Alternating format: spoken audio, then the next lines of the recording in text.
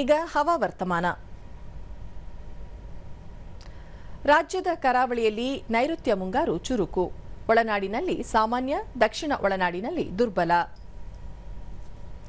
ಕರಾವಳಿಯ ಬಹುತೇಕ ಕಡೆ ಉತ್ತರ ಒಳನಾಡಿನ ಕೆಲ ಪ್ರದೇಶಗಳು ಹಾಗೂ ದಕ್ಷಿಣ ಒಳನಾಡಿನ ಅಲ್ಲಲ್ಲಿ ಮಳೆಯಾಗಿದೆ. ಶಿವಮೊಗ್ಗ ಜಿಲ್ಲೆಯ ಆಗುಂಬೆಯಲ್ಲಿ ಅತಿ ಹೆಚ್ಚು 16 ಸೆಂಟಿಮೀಟರ್ ಮಳೆಯಾಗಿದೆ.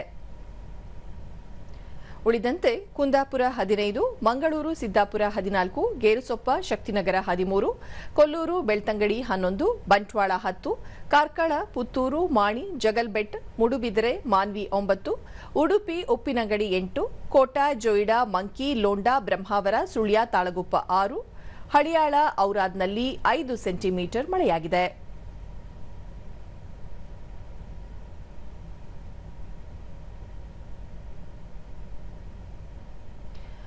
ಮುನ್ಸೂಚನೆಯಂತೆ ರಾಜ್ಯಾದ್ಯಂತ ಮುಂದಿನ 7 ದಿನಗಳ ಕಾಲ ಹಲವೆಡೆ ಭಾರೀ ಮಳೆಯಾಗುವ ಸಾಧ್ಯತೆ.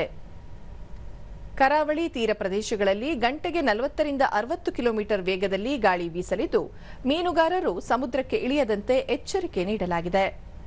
ಬೆಂಗಳೂರು ಸುತ್ತಮುತ್ತ ಸಾಮಾನ್ಯ ಮೋಡ ಕವಿದ ವಾತಾವರಣ, ಕೆಲ ಪ್ರದೇಶಗಳಲ್ಲಿ ಹಗುರದಿಂದ ಸಾಧಾರಣ ಮಳೆ ಸಾಧ್ಯತೆ.